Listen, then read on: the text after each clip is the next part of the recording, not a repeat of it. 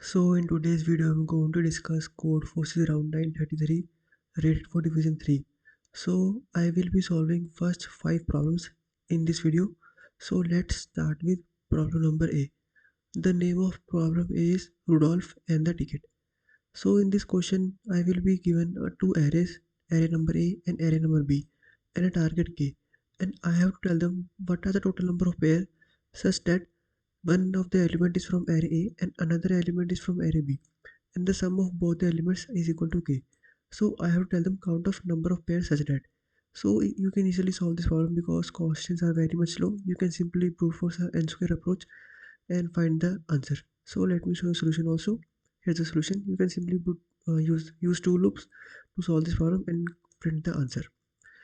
So let's now discuss the problem B, that is Rudolph and 1 to 1.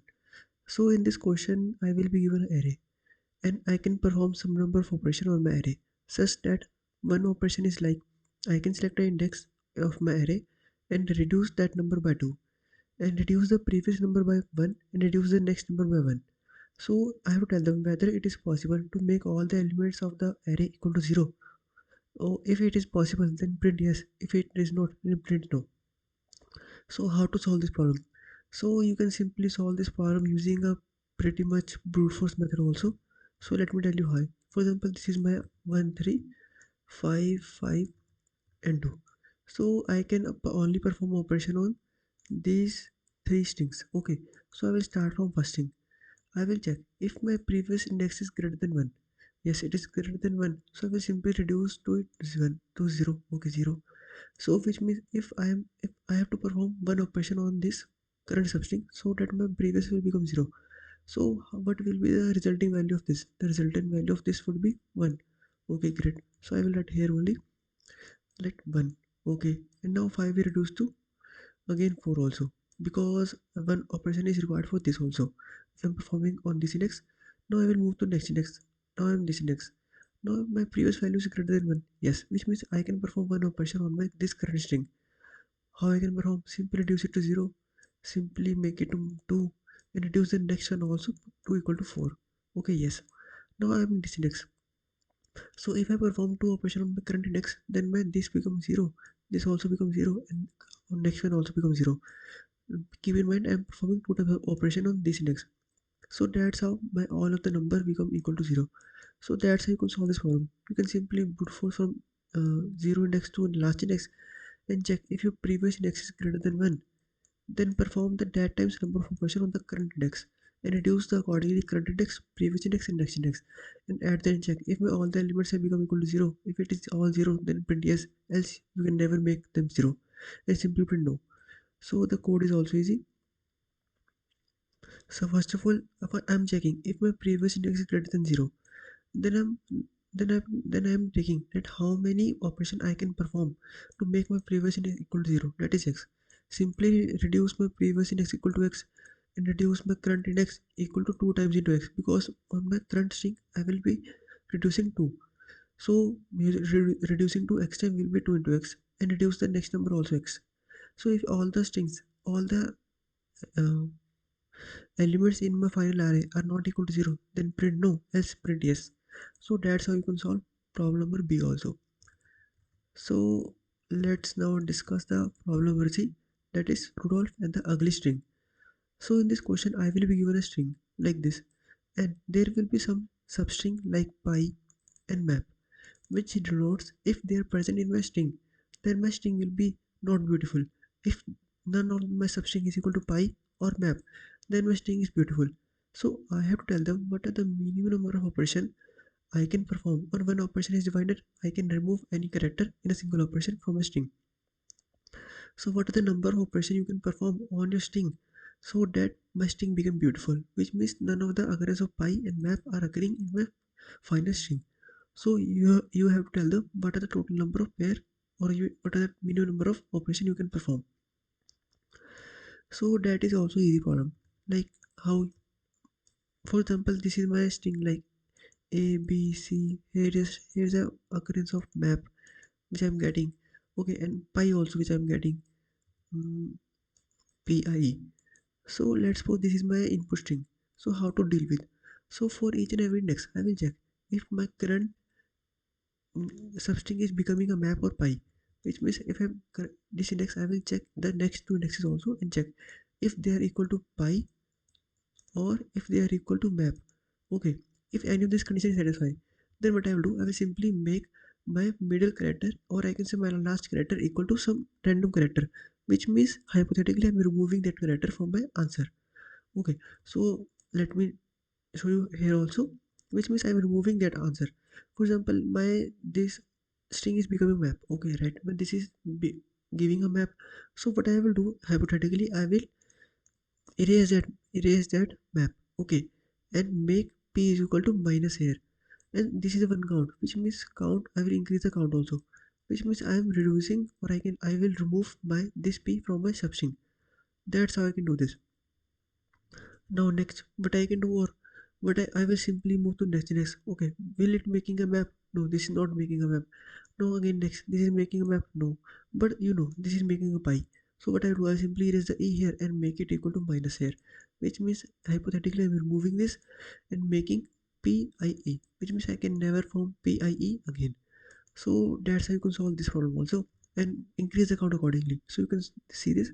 I'm checking if my current substring is equal to map or my current substring is equal to pi. Then what I'm doing, I'm simply making my next character is equal to hyphen, or I can hypothetically removing that character.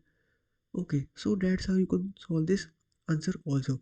And you don't forget to increase the count of the number of removals. So that's how you can solve this problem. So let's now discuss the problem number D, that is Rudolf and the ball game. So this is a pretty much interesting problem. Let me tell you why.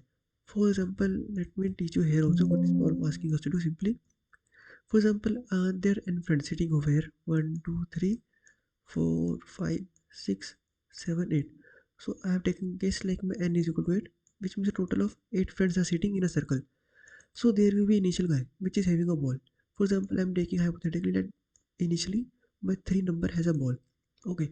Now in a single operation, what 3 can do? 3 can either move. 3 can either throw ball to the clockwise direction, or he can throw the ball in the anti-clockwise direction.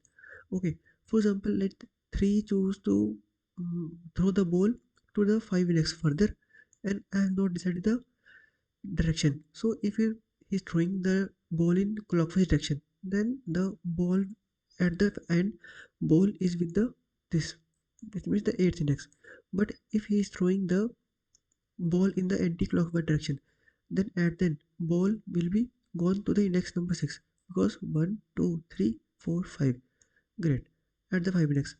So I will be given a sequence of such operation, which means, for example, I will be given an initial number who is having the ball. For example, 3 is having an initial ball.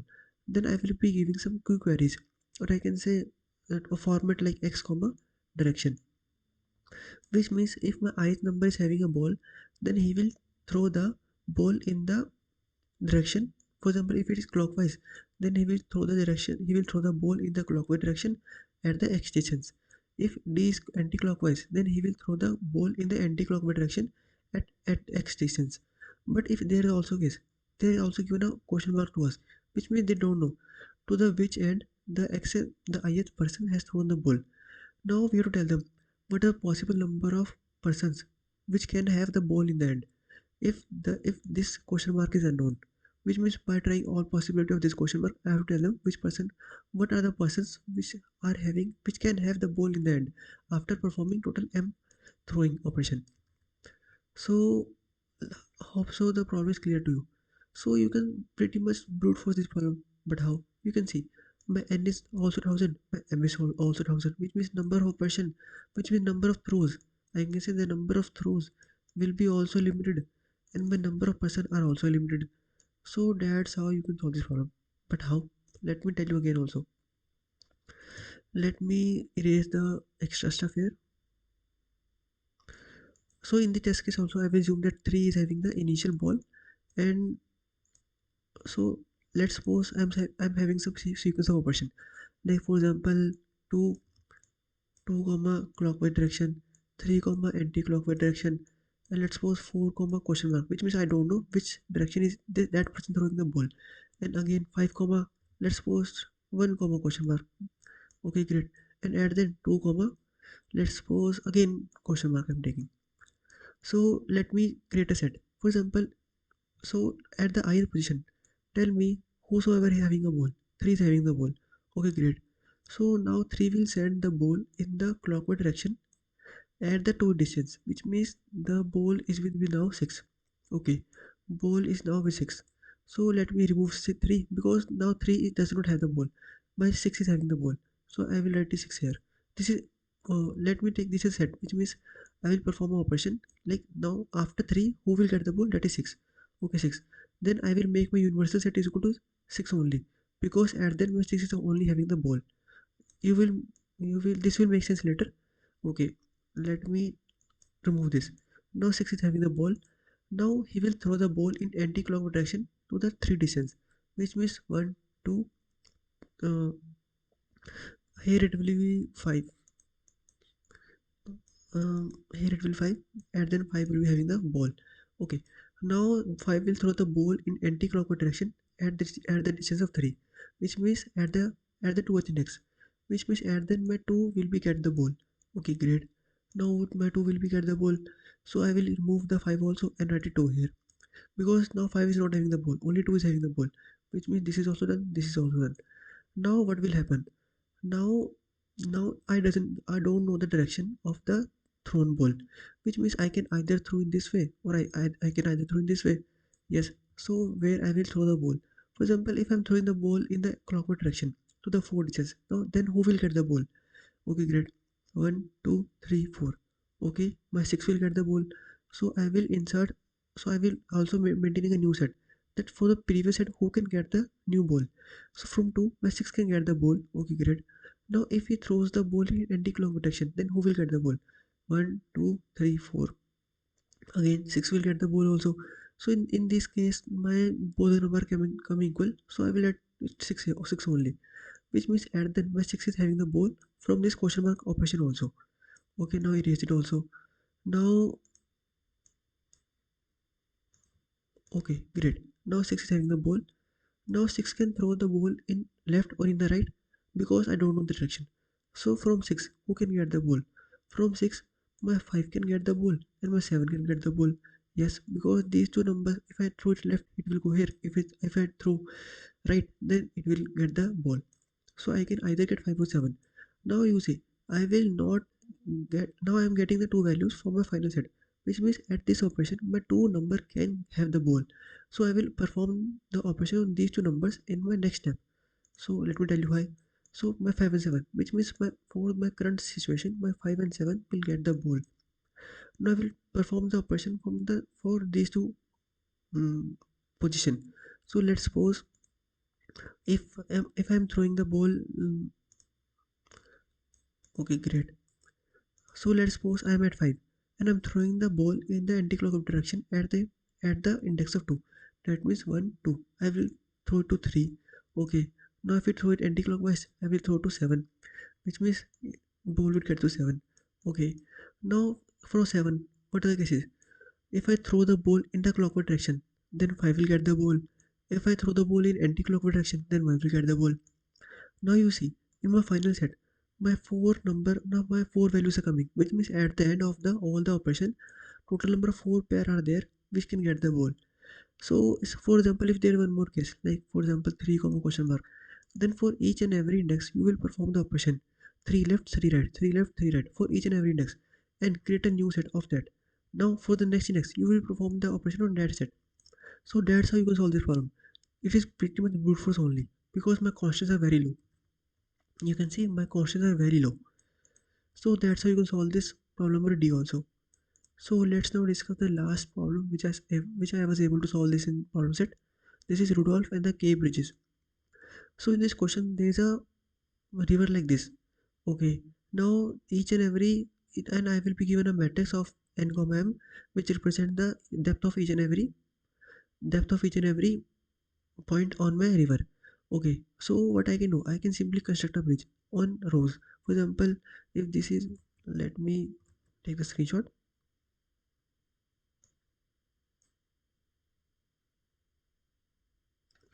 Why is it low? Here it is.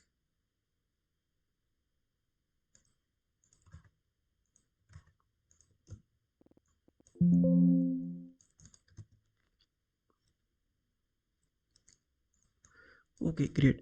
Now what I can do simply, I can construct a bridge on any of this index, which means I cannot construct a bridge on like this, only this river, or I can only this index. No, this is not the case. If I am constructing a bridge, I can construct a bridge on, I have to construct a bridge on a whole row, on the whole row. That is the condition which I am giving. And bridge cannot be constructed like this.